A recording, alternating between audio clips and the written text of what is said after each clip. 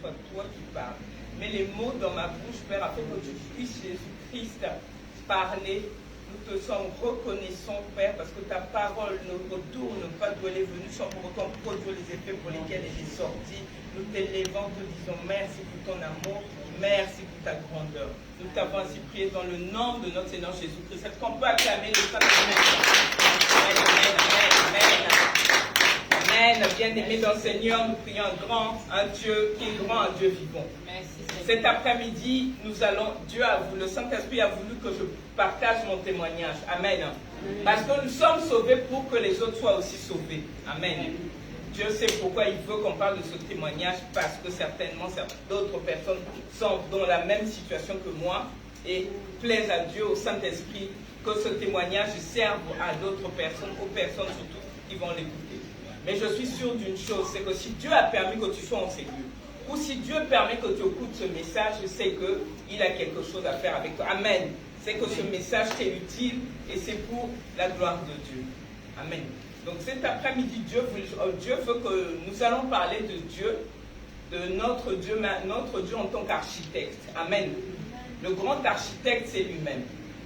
C'est lui qui nous a créés et c'est lui qui sait avec quel matériel il nous a tous créés.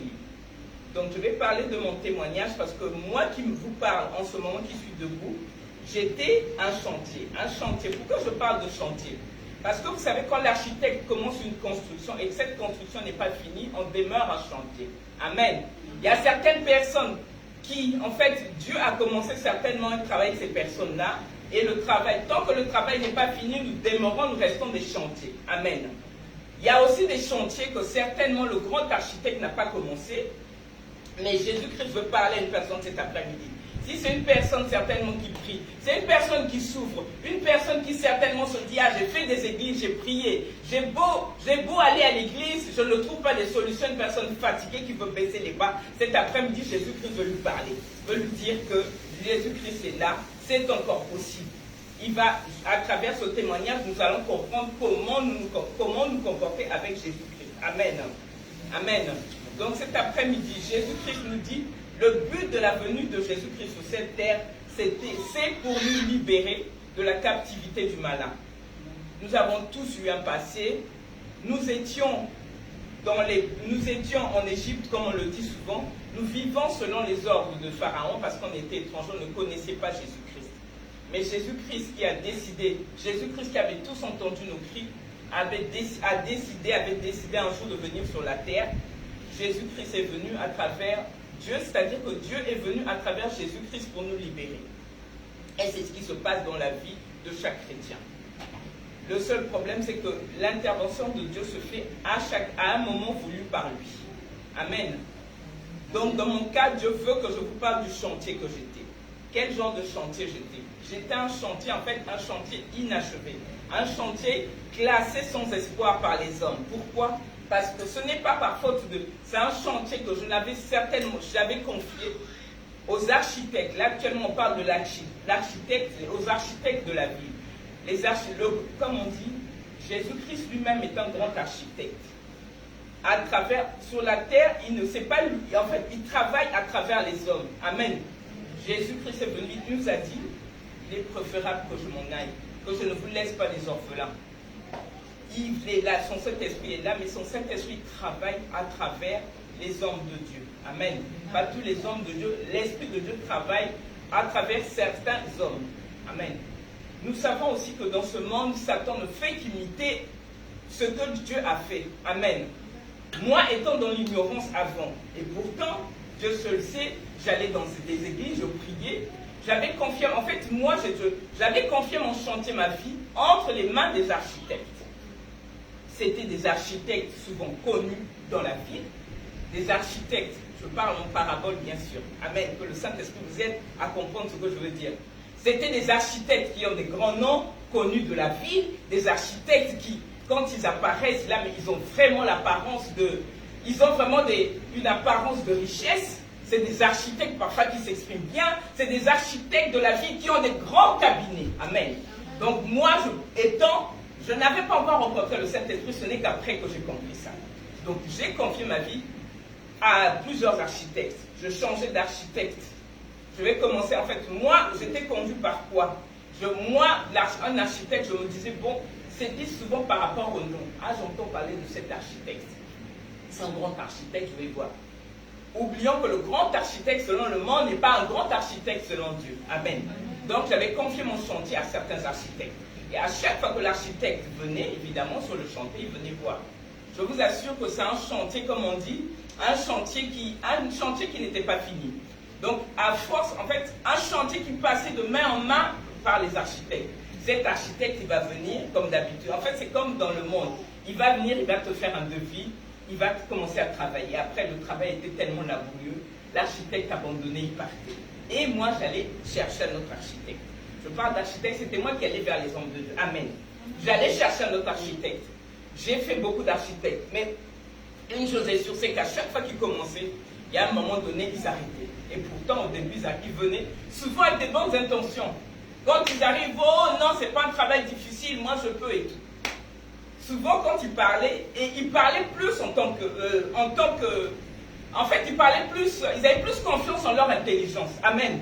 Ils avaient plus confiance en leur intelligence et c'était surtout des architectes qui s'appuyaient plus sur la philosophie, théologie, autre chose. Donc, ils venaient, ils m'enseignaient cette science-là. Et moi, je me disais, bon, on va peut-être trouver la solution et tout. Donc, je trouvais. Et surtout, j'étais surtout impressionné par l'apparence physique comme tout le monde. Pendant des années, je n'en pouvais plus. Je me suis dit, bon, je vais arrêter. Je pense que ma vie est vouée à l'échec. Je parle cet après-midi parce que je sais qu'il y a peut-être beaucoup de mamans qui sont dans cette situation. Donc, et pourtant, je n'arrivais pas à trouver la solution. J'avais comme l'impression, des fois, je donne ma vie au début, et ma situation à la maison ne faisait que s'empirer. Et j'étais arrivé à un moment de dire que je commençais maintenant à croire à la théorie des gens quand ils disaient, oui, dans ce monde, vous savez, il y a plusieurs femmes, et d'autres femmes ont certainement décidé, vous, à être seules. Donc, ça y est, je rentrais maintenant dans le raisonnement du monde. Et pourtant, seul Dieu connaissait mon cœur. Dieu voyait en fait comment j'étais l'objet de la riserie. L'objet, en fait, c'est... Vous savez, comme dit Jésus-Christ, c'était Paul qui disait aux fidèles, je m'en vais. Mais je voulais être dans un monde où il y a des loups. Souvent, dans le monde, donc c'était les gens profitaient de ma bonté, que ce soit les architectes ou mon entourage. Donc Jésus-Christ, les gens profitaient de ma bonté. Donc souvent, c'était quoi? Là, quand j'arrivais, on me donnait, ça ne marchait pas en fait. J'ai connu beaucoup d'architectes. J'ai même eu un temps où je quittais la France, aller à l'étranger. Pour vous dire déjà ma volonté que j'avais de vouloir changer. Mais ce n'est qu'après que Dieu m'a fait comprendre, il y a un moment, j'étais tellement fatiguée, ne trouvant pas de solution, j'ai dit, bon, je vais abandonner. Je vais abandonner, je vais un peu voir, je suis restée à la maison. Donc je ne croyais vraiment plus. Jusqu'au jour où Dieu, un Dieu qui est grand, un Dieu qui est souverain dans sa bonté, ce Dieu avait vu mes pleurs. Et quand je parle de ça, ça me fait penser au peuple d'Israël, qui était maltraité et tout. En fait, c'est pour ça. Je m'étais dit, bon, je ne vais plus me confier, je vais prier. Seul, je priais maintenant, seul dans la maison. Continuer à pleurer, mais Dieu regardait ça. J'ai beau faire ça, je n'arrive plus. J'ai perdu espoir. Donc, jusqu'au jour où Dieu, dans sa grande souveraineté, dans son amour, a décidé de m'envoyer un architecte à lui. Amen. Un architecte qui est un loin de Dieu, que Dieu lui-même, en fait, comme on dit, quand Dieu travaille sur cette terre, mais c'est à travers les hommes de Dieu qu'il travaille. Amen. Donc Dieu est venu à ma rencontre à travers un de ses envoyés. La première, et vous savez, quand Dieu décide d'intervenir, ce n'est pas moi. Ce jour-là, je n'avais fait aucun effort. Je n'étais pas sorti de chez moi, alors que contrairement, quand je cherchais les délivrants, c'est moi qui allais plutôt dans les cabinets, comme on dit, voir les architectes. Et souvent, Dieu seul sait. Il y a certains architectes, comme on dit, hommes de Dieu, qui veulent, quand on veut les rencontrer, j'ai même eu à payer les consultations, soi-disant. Donc, quand j'arrivais, la première des choses, c'était en fait des grands hommes des apôtres. Comme on dit, je ne vais pas citer les noms des apôtres, mais avant la rencontre, on te demande de payer, de faire. Il y a tout un protocole, j'avais tout ça.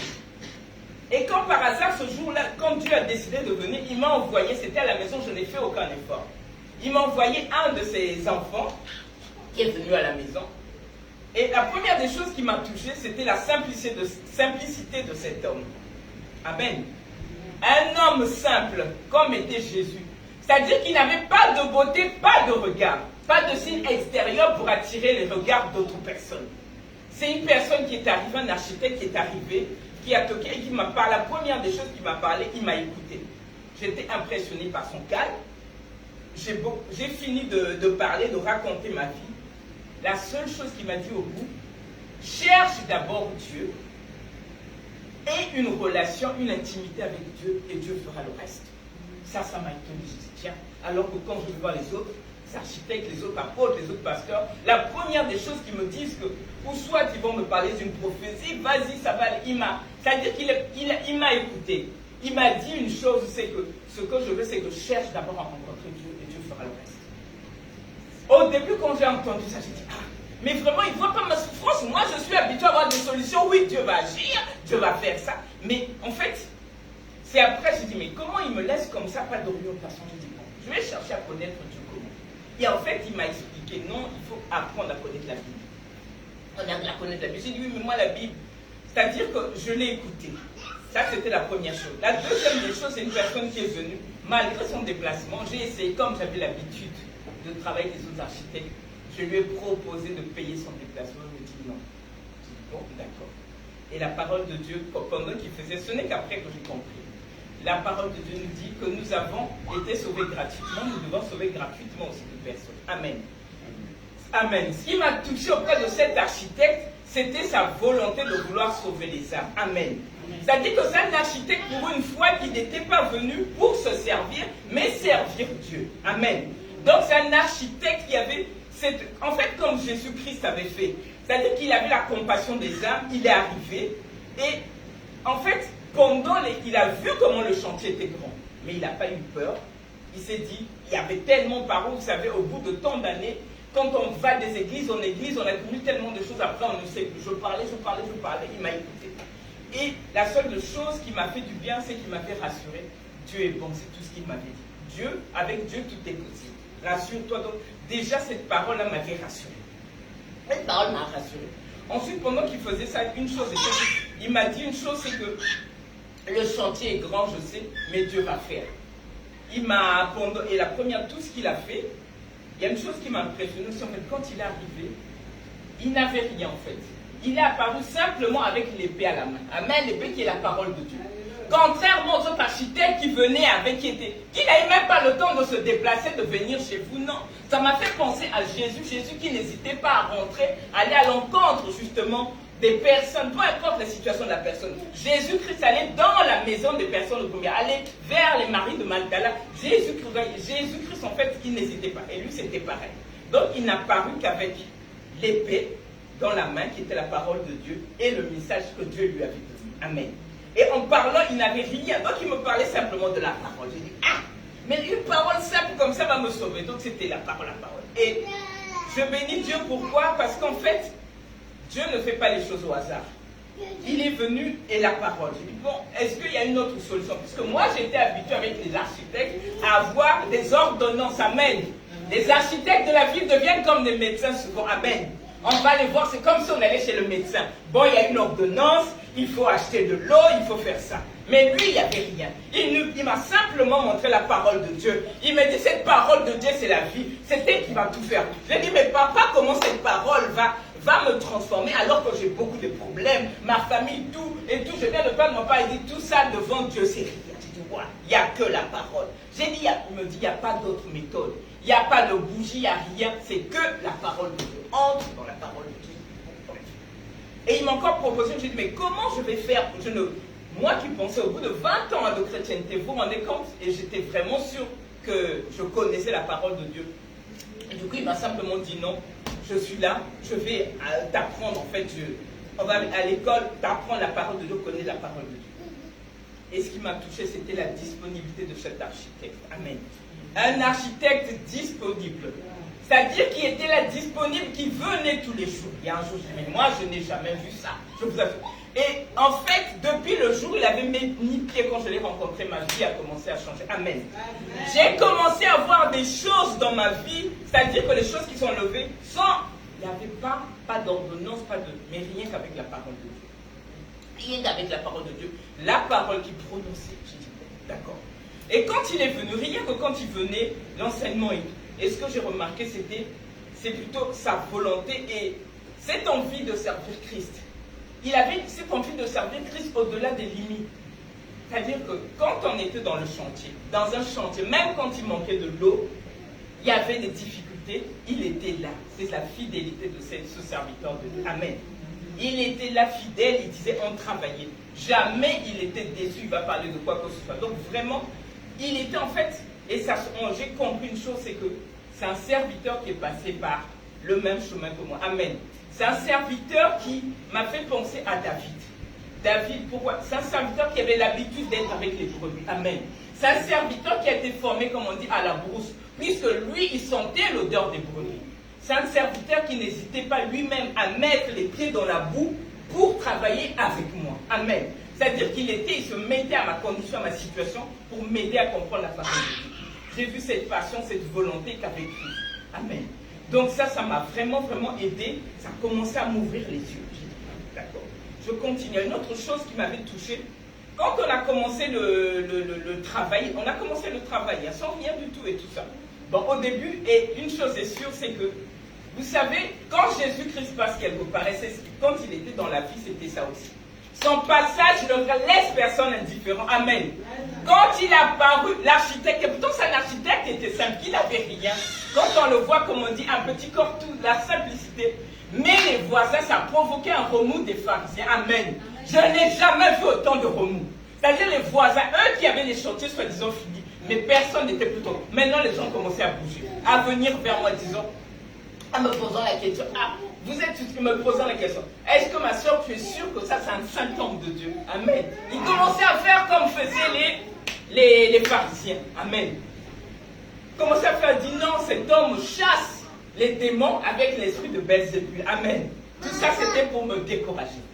Mais moi, j'ai compris que, en plus, ce qui m'a touché dans la manière de travailler de cet architecte, c'est que quand il est venu, quand il a vu le chantier que j'étais avec beaucoup de travail, la première des choses qu'il a fait, il a chassé les commerçants. Il a chassé tout ce qui était là. En fait, il m'a dit, la première des choses, je ne peux pas travailler dans un chantier comme ça. Le premier travail qu'on va faire, c'est de nettoyer ce chantier. Comme avait fait Jésus-Christ quand il allait dans une église, la première des choses qu'il a fait, c'était de chasser les commerçants. Et lui, c'est pareil. Amen. C'est comme avait fait Jésus-Christ quand il a rencontré Marie de Magdala. La première des choses qu'il avait fait, c'était de chasser les démons, de libérer, de mettre de l'ordre dans le chantier. Amen. Il m'a fait comprendre que non, Jésus-Christ ne peut pas agir dans un endroit sale. Amen. Il me dit non, on ne peut pas mettre du vin nouveau dans l'outre sale. Et il m'a fait comprendre, et ce qui m'a étonné, c'est que c'était en fait l'autorité avec laquelle il chassait les démons. Amen. Ça m'a fait penser à Jésus-Christ. Dès qu'il arrivait, et je voyais comment les démons, les commerçants commençaient un peu à libérer le chantier. Commençaient à libérer le chantier. Et ce n'est que ça. Mais ça a été un travail de dur labeur. Un travail long. Mais ce qui nous a... J'ai été rassuré en fait. Vous savez, j'avais cette assurance. Quand on rencontre Jésus-Christ, il y a quelque chose, j'avais une paix. Même au début des travaux, les travaux n'étaient pas finis. Avec l'avancement des travaux, j'avais une paix. Vous savez, quand on rencontre Jésus-Christ, je ne sais pas si il y a une personne qui est d'accord avec moi. Quand on fait des églises, mais quand on arrive au bon endroit, on ne regarde pas les aspects extérieurs, non. Jésus-Christ parle, j'avais une assurance, j'ai dit, je pense que cette fois-ci, je suis arrivé au bon endroit. C'est-à-dire que rien qu'au début, et pourtant, il n'y avait pas, mais j'avais une foi, une assurance. Au fur et à mesure que l'architecte, c'est-à-dire l'homme de Dieu venait, on travaillait, l'architecte travaillait, les choses commençaient à partir. Déjà, le fait que quand j'avais vu, j'ai dit, celui-là, j'ai fait la comparaison, il travaille comme Christ, il travaille comme son maître. Et c'est quelqu'un, en fait, qui voulait, à chaque fois, en fait, tu sentais qu'il avait la crainte de Dieu et qu'il travaillait comme travaille son père. À chaque fois que je lui posais une question, il me dit, que me dit la Bible? Ça aussi, ça existe encore en plein 21e siècle. Des gens qui vivent selon les principes bibliques.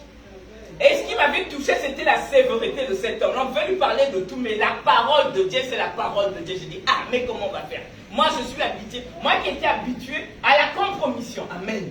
J'étais dans des églises où le tout était quand même permis. Je veux prier, mais bon, de temps en temps, j'ai ma petite bière. Bon, la parole qu'on me prêchait, on nous disait, bon, dans la Bible, c'est pas interdit et tout.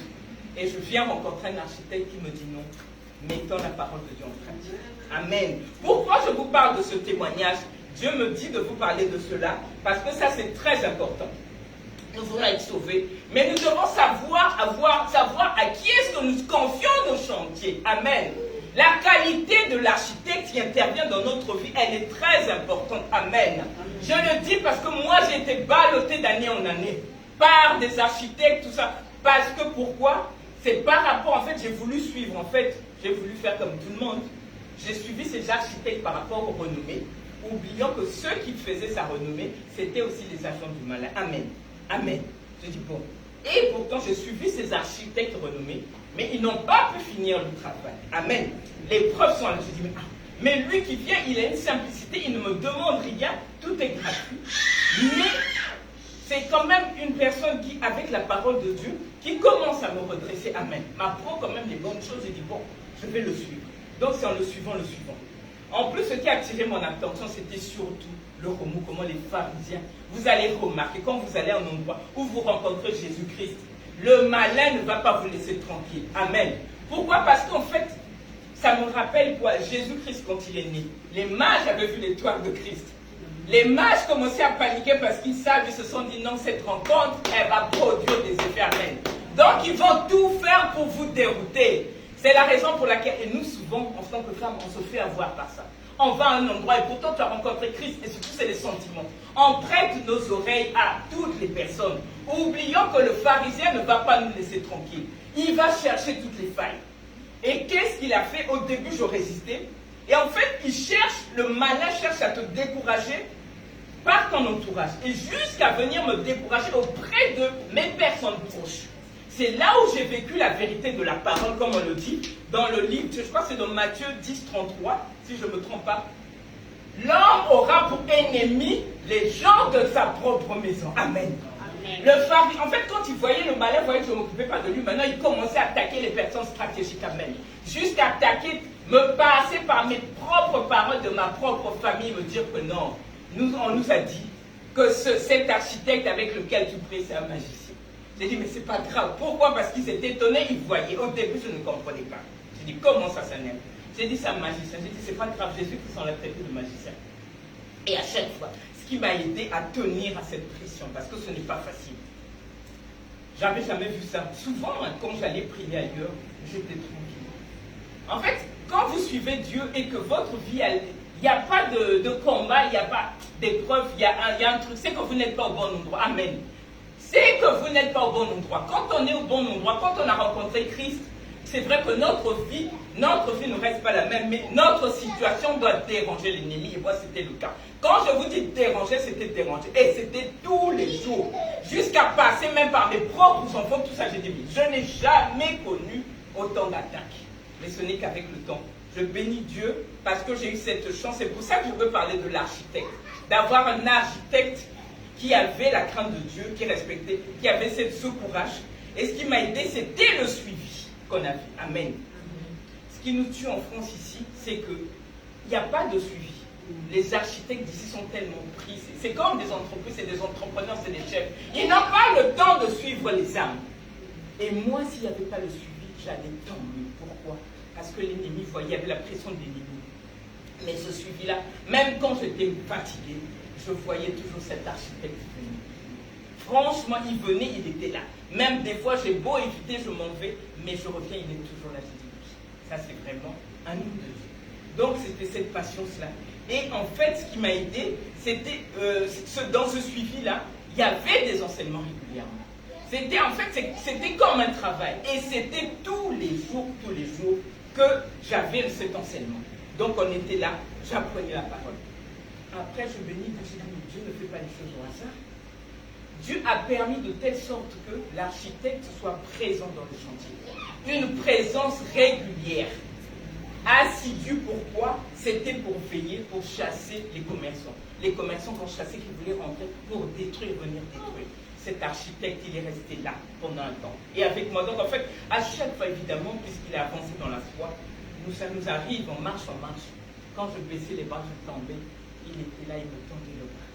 Il était là, et ce qui m'a permis de résister à la pression de l'extérieur, à la pression de l'ennemi. Ça, c'est important parce que nous, ce qui nous manque en France, c'est le suivi.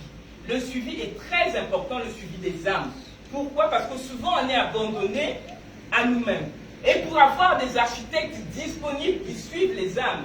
En fait, nos pasteurs, les architectes sont comme des médecins.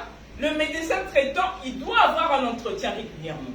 Mais souvent, ce qu'ils font, c'est que nos architectes travaillent plus. En fait, ils sont plus à la recherche des gains ou de la quantité. Il y a deux choses. Mais les architectes, ils cherchent la qualité. C'est-à-dire, comme disait Christ, Christ nous dit, on peut avoir 99 brebis. Mais quand il y a une brebis qui est sortie de l'enclos, on va laisser les 4 aller suivre ces brebis. Donc j'avais retrouvé cette compassion des âmes qu'avait Christ, cet architecte. C'est ce qui me permettait, même dans des moments difficiles, ça peut arriver, pas à manger. Quand j'en manquais de choses, il y avait la parole de Dieu qui était là, qui nous nourrissait. Cette parole de Dieu me donnait la force d'avancer. Je bénis Dieu pourquoi? Parce qu'au début, je ne comprenais pas la présence régulière. Or, Dieu savait qu'avec les pharisiens, tout ce qu'il y avait autour, s'il n'y avait pas cette présence, s'il n'y avait pas cette régularité, j'allais tomber. Et en fait, moi, j'allais puiser ma force dans la nourriture de Christ. Amen. J'allais puiser ma force auprès de Christ. Donc, quand c'est ça, quand il y a beaucoup d'attaques, nous, le secret, c'est de plonger dans la parole de Dieu. Et parole de Dieu, on ne peut pas faire ce travail-là seul. On a besoin de notre Père, d'un architecte, d'un aîné dans la foi qui nous accompagne. J'insiste sur ça parce que c'était fréquemment. Souvent, les gens baissent les bras. Pourquoi? Parfois, il suffit d'une ou deux journées. On ne faisait pas une ou deux journées sans prière, sans lecture de la Bible. J'ai dit, et Dieu savait pourquoi. Parce qu'en fait, ce qui nous attendait au bout, c'était très grand. Il y avait un grand projet, donc il fallait travailler. Et j'ai compris une chose avec Dieu, c'est que pendant que Dieu, je lisais la parole de Dieu, cette parole de Dieu me transformait. Et dans cette transformation, Dieu me préparait aussi à un travail futur. Est-ce qu'il y a une personne qui me suit? Amen. Donc c'était ça. Et Dieu a fait de telle sorte que je m'attache à cet homme-là, qu'ensemble, que je suive sa parole et au fur et à mesure, j'apprenais à grandir. Et la rencontre de Jésus-Christ m'a appris une autre chose aussi. C'est vrai que, bon, là, on parle de la qualité de l'architecte, mais nous aussi, le chantier, moi, le propriétaire du chantier, j'avais un travail à faire. Amen. Moi aussi, en fait, quand on rencontre Jésus-Christ, Dieu qu'on rencontre, nous aussi, on a notre part à faire. Amen. Nous, on a cette volonté, on doit faire preuve de cette volonté. Moi, j'avais fait preuve de cette volonté, j'ai accepté. Je me suis dit, voyez, heureusement que j'avais saisi cette grâce.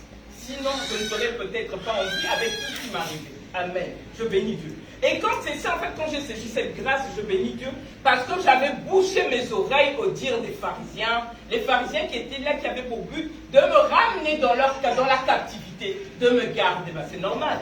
Ils ont perdu leur élément. Et même, il y avait non seulement les pharisiens, même les autres architectes de la vie. Et pourtant, ils ont des grands noms qui commençaient maintenant à m'envoyer des textos et tout. J'ai dit, mais qu'est-ce qui se passe et tout? Voyez? Tout ça, pourquoi? Parce qu'ils avaient perdu un client. Amen. Donc, ils avaient perdu un client. Je me suis dit, je vais m'attacher à Jésus-Christ. Donc, moi, ce qui m'a aidé, c'est cette soif aussi. Cette envie de boire le lait spirituel. Aïe. Je bénis Dieu parce qu'en fait, c'est Dieu qui sait ce qu'il y avait en nous.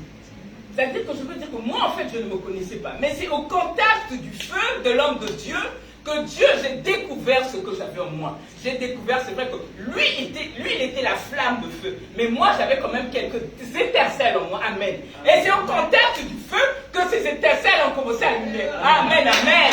Ces étincelles ont commencé à s'allumer. Et ça, pourquoi? Parce que j'ai mis la volonté, j'ai voulu continuer. C'est ce désir, en fait, que j'avais.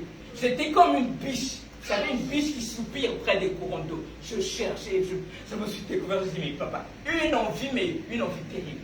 Et Dieu ne met pas les gens ensemble pour y amen. Je me suis dit, j'ai béni Dieu, j'ai dit, waouh. Mais avec une soif comme ça, mais plus tard, je dis, en fait, quand on a cette envie, Dieu ne peut vous mettre qu'avec les gens de la même nature que vous. Amen. Parce que sinon, après, je commençais à me découvrir autrement. Et je bénis Dieu parce que je me suis rendu compte que dans le monde, je ne me connaissais pas et je perdais mon temps là-bas. Amen. Amen. Amen. Le diable m'avait tellement aveuglé que, franchement, il y a même des choses. C'est pour ça qu'on dit que plus tard, quand on est sauveur, on est révolté. Parce que je me suis rendu compte que j'étais l'objet de la risée de tout, alors que je valais plus. Amen. Amen. Et qui est-ce qui m'a montré cette valeur? C'était la rencontre de Christ. En fait, nous, on prie souvent pour un besoin. Mais Dieu, en fait, quand Dieu vient nous sauver, c'est pour ses attentes à lui. Amen. C'est-à-dire ce besoin, Dieu te sauve dans ton besoin parce qu'il t'attend quelque part. Amen. Et dans cette attente, Dieu te fait découvrir, te montre ce que tu es réellement. Amen. Et tout ça, tu le découvres comment? C'est quand tu t'attaques. C'est quand tu ne fais pas attention à ce qui arrive. J'insiste sur ça. Pourquoi? Parce que Dieu va faire de telle sorte qu'il crée la division. Et ça fait très mal. Vous savez, une division dans ta famille. Mais malgré ce qui est arrivé, j'avais cette assurance. Dieu me rassurait quand même. Ah, vous allez voir même une personne avec laquelle vous entendez. Ça peut arriver. Ou on peut être dans un couple avec ton mari, tu ne t'entends plus dans ton voix. C'est un problème d'esprit. Amen. Je n'avais pas compris quand on me dit la parole dans Matthieu que Dieu est venu pour séparer les gens de la même famille. Et j'ai compris que Dieu parlait d'une séparation spirituelle. Amen. Amen. Dieu parle d'une séparation spirituelle. Et c'est quand on grandit spirituellement qu'on a besoin d'être avec les personnes de la même nature. Amen. Les personnes spirituelles, parce qu'on se comprend mieux, on est mieux et on avance mieux. Vous voyez, c'est ça. Et quand ça arrivait, en fait, avec le temps, Dieu m'a appris à faire un grand travail au moins, travailler mes sentiments. Amen. Parce que l'ennemi jouait souvent sur mes sentiments. Moi, j'étais une poltronne, une maman, oui. Surtout quand mes parents me parlaient, comme un chat, excusez-moi le terme. Désolé, je n'ai pas parlé comme ça. J'acceptais tout. Mais quand Christ m'a affranchi, Christ m'a fait comprendre que ma fille, tu as plus de valeur que. Amen. Me dit, c'est ton parent, c'est ta mère, ton grand-père. Mais spirituellement parlant, tu es plus élevé que. Amen. Dieu m'a appris à exercer cette autorité par aller au nom de Jésus. Amen. Donc c'est pour vous dire que quand le Christ vient, le malin est là. Le but de malin, c'est d'éteindre ta lumière qui est en train de s'allumer. Et d'où l'important, c'est d'être à l'écoute. D'où l'important, je vous en prie, d'avoir un architecte, un envoyé de Dieu. Un architecte, un envoyé de Dieu, ce n'est pas un architecte qui est conduit, qui est influencé par le monde. Non. Ce n'est pas un architecte qui travaille pour sa propre gloire. Non. C'est un architecte qui a voué sa vie à Christ. C'est un architecte qui a la peur de Christ. Un architecte qui a compris une chose, qui s'est dit non, privez-moi de tout, mais la parole de Dieu. C'est un architecte qui dit non à la compromission. Amen. C'est un architecte qui est prêt à vivre dans la disette et tout. Un architecte, ça dit qu'il prend des risques. Cet architecte, en venant de mon chantier, avait pris des risques. Amen. Des risques pour sa renommée, parce qu'il mettait le pied dans un chantier. Je vous dis, un chantier perdu. Un chantier où il y avait des loups, évidemment, comme on dit. Je peux dire un terme. C'est comme un homme pieux qui va, par exemple, dans la cour. Excusez-moi, le terme débordé. Donc, il y a ton fait qui veut. Si tu n'as pas l'onction de Dieu, ton onction risque de finir là-bas. Amen. Amen. Donc, il est venu s'en lâcher. De la même manière que Dieu a pris des risques pour nous sauver. Cet architecte l'a fait également. Donc, cet après-midi, mon objectif, c'était pour ouvrir nos yeux par rapport aux architectes. À qui confions-nous les travaux de nos champs, de nos maisons, les travaux de nos propriétés? On doit faire attention, parce que c'est très important. Pourquoi? Parce que moi, la grâce que j'avais, c'est que cet architecte, vous savez, un architecte qui est venu, qui vient avec la parole de Dieu. C'est un architecte qui déclare les paroles. Vous savez, une parole, elle peut être prononcée par plusieurs architectes. Il y a deux catégories d'architectes sur les marchés. Il y a des architectes qui sont destinés à donner la vie et d'autres à donner la mort. Amen. Faites très attention. Amen. C'est-à-dire qu'un architecte qui a l'onction de Dieu va déclarer une parole et cette parole va agir. Et c'est cette parole simplement qui m'a donné la vie. Amen. Moi, pendant des années, je vivais dans l'illusion. Je ne croyais pas. J'ai dit, mais que peut me faire l'onction? Et je faisais partie, en fait, des chrétiens qui critiquaient les hommes de Dieu, qui n'avaient pas de... Moi, c'était l'apparence. Et Dieu m'a confondu. Amen. Dieu m'a fait comprendre, m'a dit, voyez, dans le chantier pendant des années, je l'avais confié aux personnes qui travaillaient selon la philosophie. Le raisonnement humain, qu'est-ce que ça veut dire? Il a fallu que Dieu arrive et déclare les paroles à travers une personne. Et ce sont ces paroles-là qui donnent vie. Amen. On va lire un verset biblique quand même, parce que je parle, mais il faut qu'on voie ce que dit la Bible par rapport à ça. Amen. Amen. Que l'on comprenne que ce ne sont pas simplement des paroles.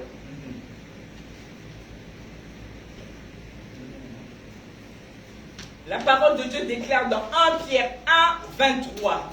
Il nous dit, puisque vous avez été régénérés, non par une semence corruptible, mais par une semence incorruptible, par la parole vivante et permanente de Dieu. Je reprends dans 1 Pierre 1, verset 23.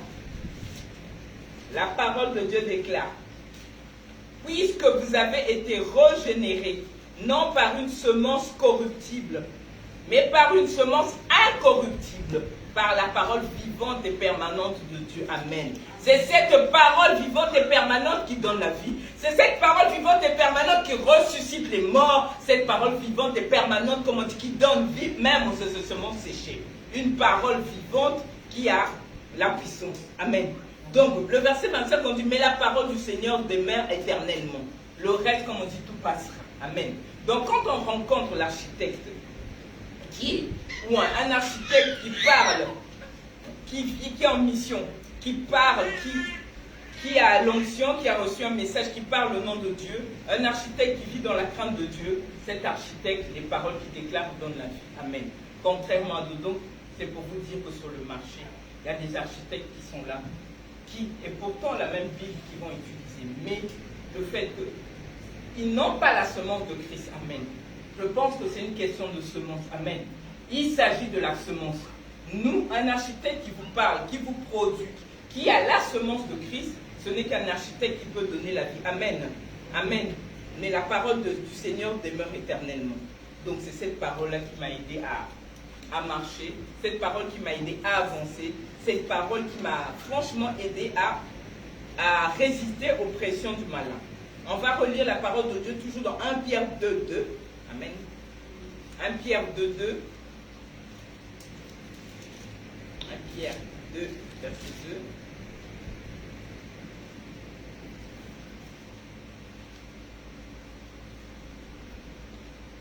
Pierre 2, on va commencer par le verset 1. On nous dit, rejetons donc toute malice et toute ruse, la dissimulation, l'envie et toute médisance. Beaucoup d'architectes travaillent avec la malice. La malice, c'est quoi? C'est passer par les belles paroles. La malice, c'est quoi? C'est passer par l'impression et tout. Il nous dit, maintenant, il nous dit, désirez comme des enfants nouveau-nés le lait spirituel pur, afin que par lui vous croissiez pour le salut.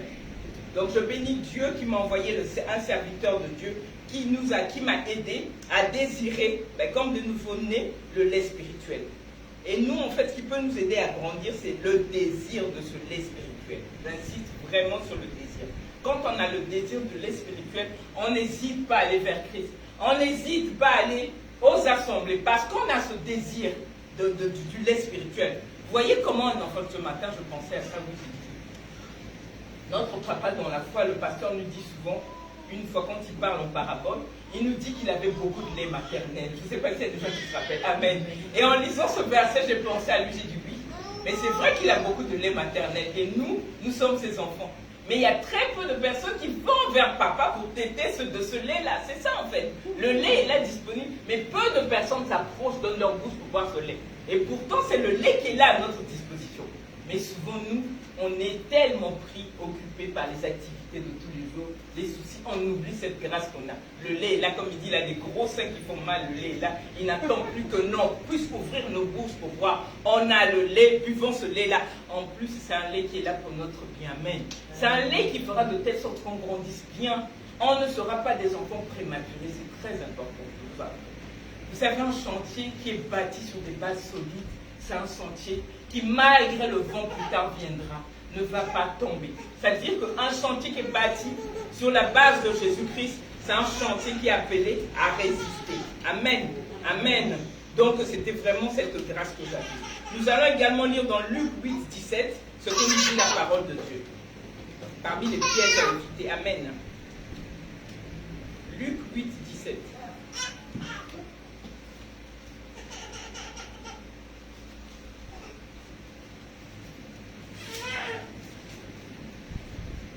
Luc 8, 17.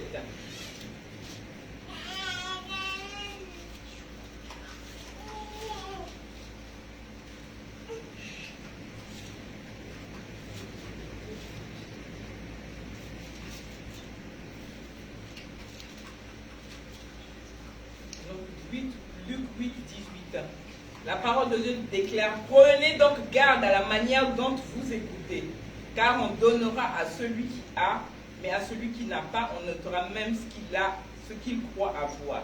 Amen. Donc c'est important de savoir qui on écoute, à qui l'on prête ses intentions, à qui l'on prête nos oreilles.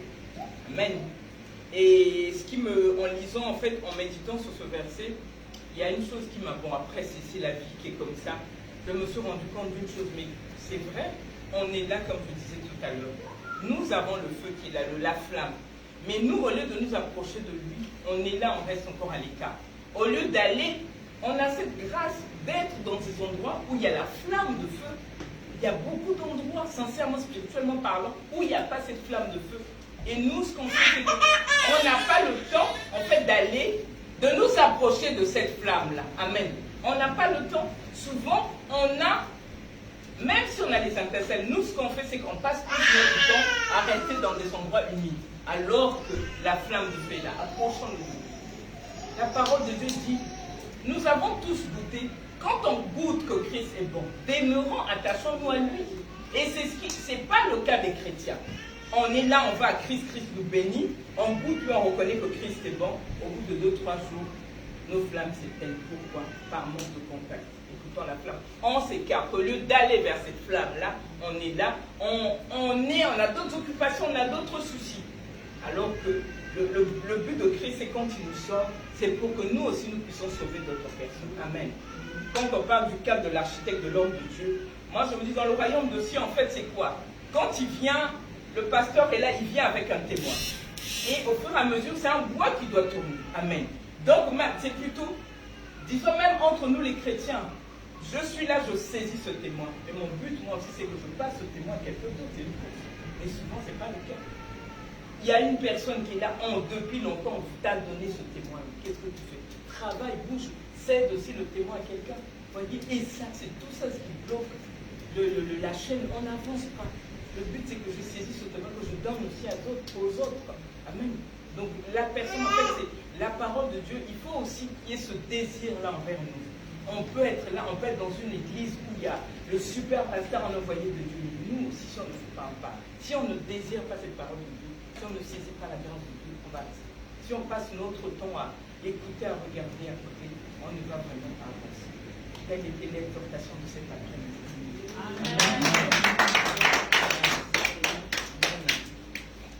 Nous allons prier. Un chant d'adoration, Maman Bouddha, qui va nous emmener dans la présence de Dieu.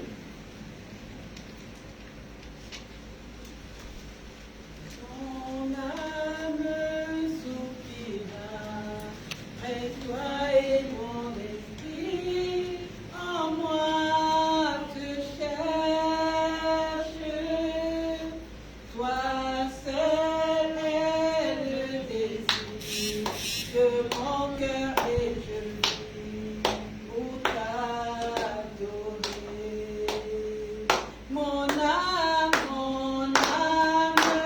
soupira, près de toi et mon esprit, en moi te cherche.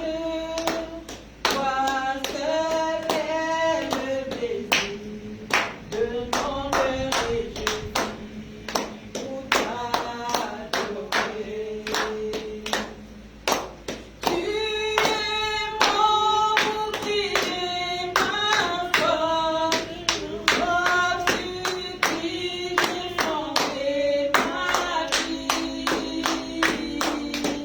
Toi seul est le désir de mon cœur et je vis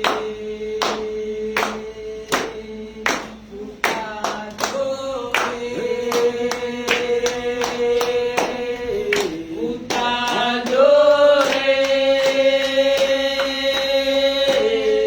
Pour t'adorer, Seigneur Jésus, me voici pour toi. Pour t'adorer, pour t'adorer, Yahweh, pour t'adorer, Seigneur Jésus, me voici pour toi. Oui, Père, nous sommes là pour toi. Nous sommes là, nous voulons t'adorer. Notre âme, si nous vivons nos existences, c'est pour ta gloire. Aide-nous, Père, à savoir t'adorer. Aide-nous, Père, à être sur l'endroit où toi tu veux. Père, si chacune d'entre nous, nous avons perdu le chemin, et si nous, par nos erreurs, nous nous retrouvons à côté de ta voie, aide-nous, Saint-Esprit, à retrouver la bonne voie. Aide-nous, Père, pour ceux qui n'ont pas encore rencontré le vrai architecte, à rencontrer l'architecte, à te rencontrer à travers un homme de Dieu, Père. Père, si nous sommes au bon endroit, aide-nous, Père, à réaliser. Aide-nous à profiter de cette grâce. Aide-nous à jouir, Papa, des bienfaits du royaume, à vivre, Père, comme toi tu veux. Nous voulons, Père, nous abandonner entre tes mains, afin que tu nous façonnes à ton image. Ne nous laisse pas, Père, faire les choses comme nous voulons, mais nous voulons simplement cet après-midi nous abandonner entre tes mains, afin que tu fasses de nous des femmes que toi tu as toujours voulu que tu nous fasses, Père, oui. Père, emmène-nous dans ton chemin et non dans notre chemin. Cet après-midi, nous te confions notre volonté de te suivre, notre volonté de te rencontrer. Tu nous dis, celui qui va te rencontrer, des fleuves d'eau vive vont couler, Papa, dans son sein. Nous avons besoin, Papa, que des fleuves d'eau vive coulent dans notre sein, afin que l'on n'ait plus jamais soif. Nous avons soif de toi, nous te désirons plus que tout cet après-midi. Raison pour laquelle, Père, nous nous abandonnons entre tes mains, car c'est toi notre architecte. Père, c'est toi qui nous as construit. Tu sais quel matériel tu as utilisé pour la construction de chaque être que nous sommes. Et il n'y a que toi, Papa, qui sais comment nous allons faire pour avancer. Père, si nous nous sommes égarés cet après-midi, nous avons besoin, Père Saint-Esprit, que tu viennes et que tu nous ouvres les yeux, que tu nous aides à te voir, à entendre, Papa, ta voix, à marcher dans la voie que toi tu as choisie. Oui, mon âme bénit le Seigneur et mon esprit magnifie son nom, Père. Jésus, car Jésus la croix. Jésus, tu as tout accompli à la croix. Jésus. Bénis le Seigneur et mon esprit magnifie son nom. Car la mort n'a pas pu le retenir, même dans le tombeau. Jésus est Seigneur, même dans le tombeau.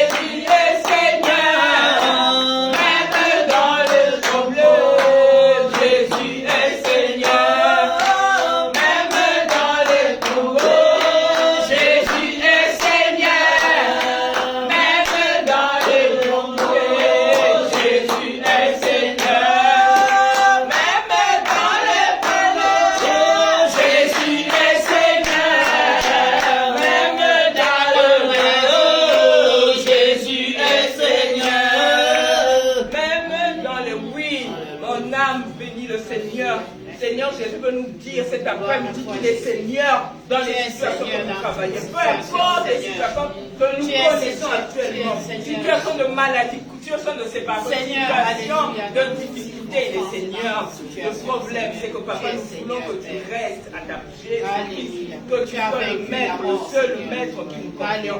Oui, tu nous dis cet après-midi que tu es le Seigneur en toutes choses. Tu es celui qui contrôle.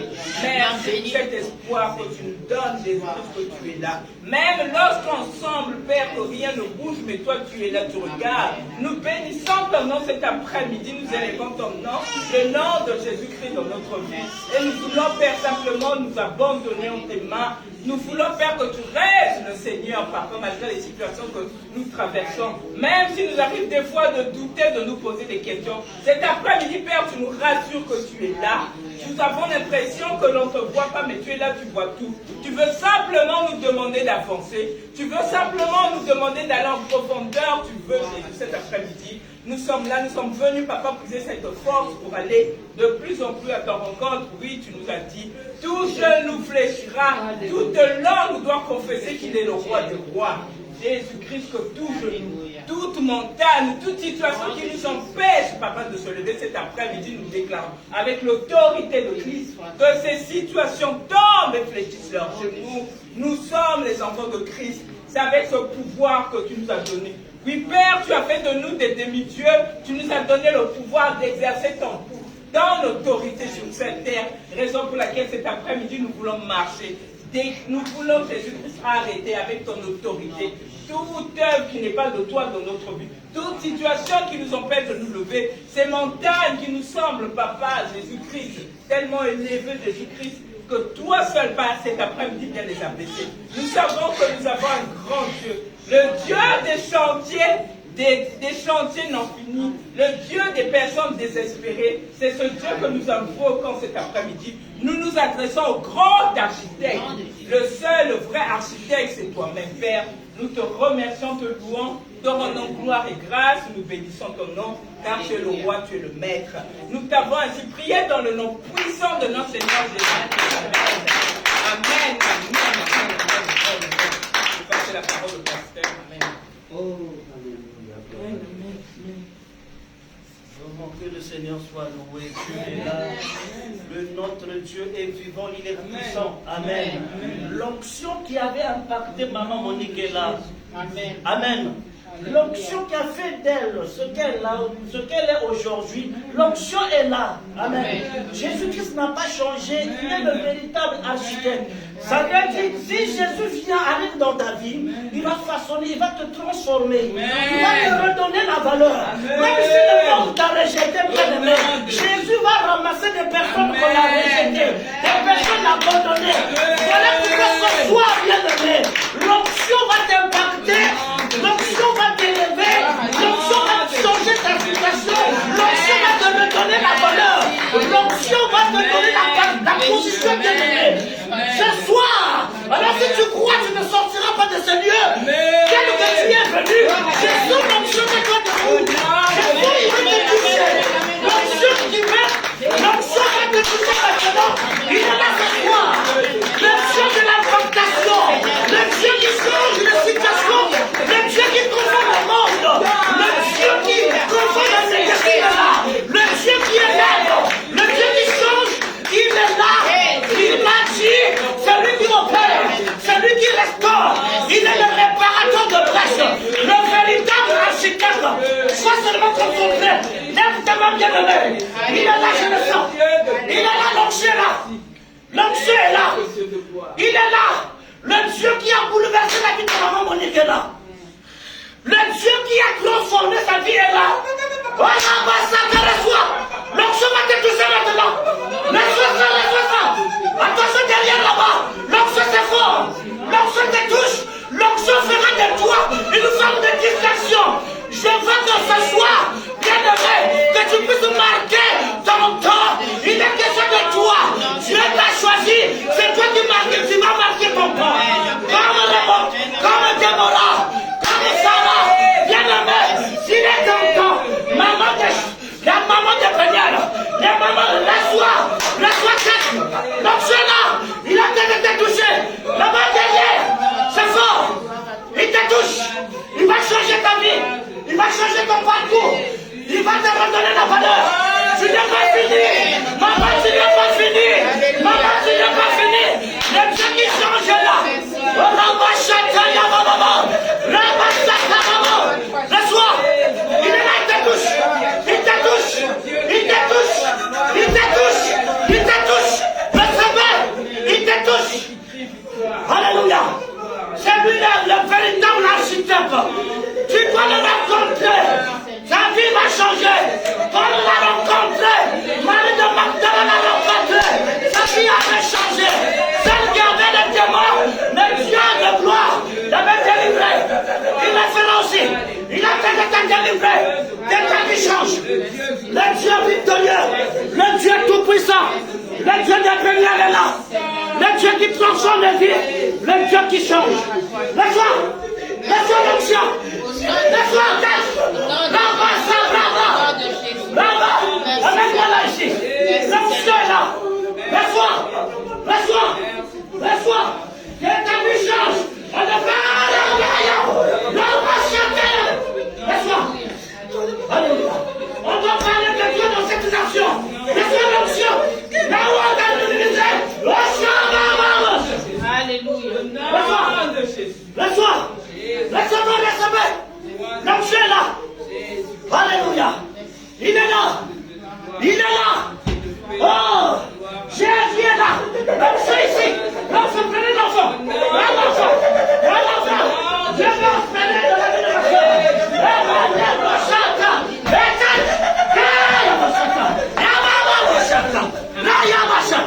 laisse-moi l'onction. Que ta vie avance. Que tout ce qui est développé de oh laisse-toi. Le Seigneur. Il est là. Il est Emmanuel. Emmanuel est là. Emmanuel est là. Oui, il est là. Le Dieu mystérieux. Le Dieu glorieux est là. Alléluia, recevez. Laisse-moi. Laisse-moi que ta vie change. Recevez. Recevez. L'onction est là. L'onction est là. C'est la lumière de ta famille.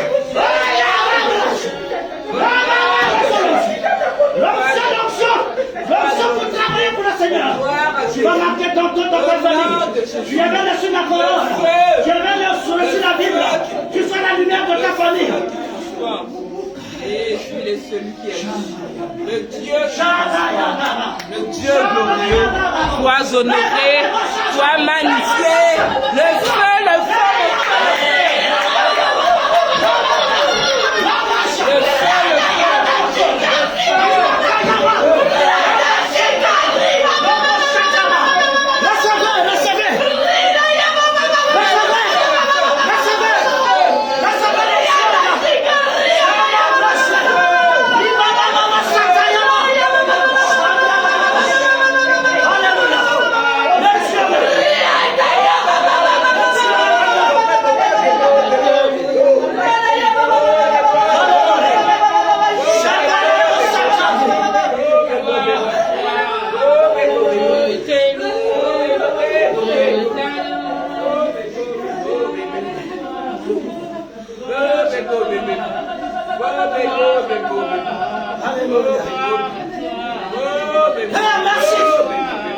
Merci pour ta grâce.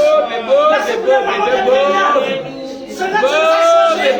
Afin qu'on prenne cette branche de prière, Seigneur, dans cette nation. Tu vas impacter les femmes. Seigneur, ton Seigneur, la femme de la nouvelle génération. Cette femme qui va entendre. Cette femme qui va marquer le temps. Comme on dit dans la Bible. Shamalalo Shaka. Rekantala. Comme Déborah. Lève-toi que tu vas te lever dans cette nation comme une mère, pas comme un homme, pas comme une mère. Femme de bonheur, tu te lèveras comme une mère, pas comme un homme. Reçois l'onction. Alléluia. Gloire soit rendue à toi, Père éternel. Merci pour l'onction que tu as déversée. Seigneur, soutiens son enfant. Je te bénis, Père. Je te rends grâce. Le Dieu qui impacte, le Dieu qui bouleverse les vies, le Dieu qui donne la valeur à ceux qui étaient méprisés, abandonnés, rejetés. Tu es le Dieu qui élève, le réparateur de brèches, le véritable architecte, c'est toi, Jésus. Reçois la gloire pour ces mamans, au nom puissant de Jésus. Bénis également encore ta servante, qu'elle puisse continuer encore. Oh Seigneur, elle fait partie des femmes de la nouvelle génération, celle qui est en train de bouleverser, booster, changer, impacter, Seigneur, à cette époque. Oh Dieu, merci. Seigneur, que tu remplis encore ta servante, au nom puissant de Jésus. Alléluia. Je te bénis, Seigneur, pour la fin de cette réunion des mamans. Oh Dieu, Merci pour toutes ces bénédictions que tu as accordées à ces femmes. Père, à tes servantes, Seigneur Jésus. Père, celle que tu as appelée, oh Seigneur Jésus, que le monde sache qu'il y a un Dieu qui opère dans Peniel, celui qui bouleverse, celui qui est le réparateur des brèches. Béni soit ton nom, Père, pour le retour de tes enfants, Père. Que la grâce de l'Éternel vous accompagne jusqu'à vos demeures respectives. Soyez bénis, allez servir le Seigneur, soyez fidèles. L'onction que vous avez reçue, l'onction vous enseignera tout. L'onction vous emmènera loin. Au nom puissant de Jésus. Amen, amen, amen, amen, amen. Amen. Soyez bénis les mamans. Que le Seigneur vous bénisse. Levez-vous, c'est votre temps. C'est votre temps, bien-aimé. Lève-toi, maman. Amen. Lève-toi. Tu n'as pas besoin qu'on te colle un ministère, un titre, pasteur, prophétesse, apôtre, évangéliste. Mais ce que tu as, l'onction, c'est ça qui impacte. Amen. Pour impacter, tu n'as pas besoin d'un ministère. Amen. Que le Seigneur vous bénisse. Amen. La charité de la paix.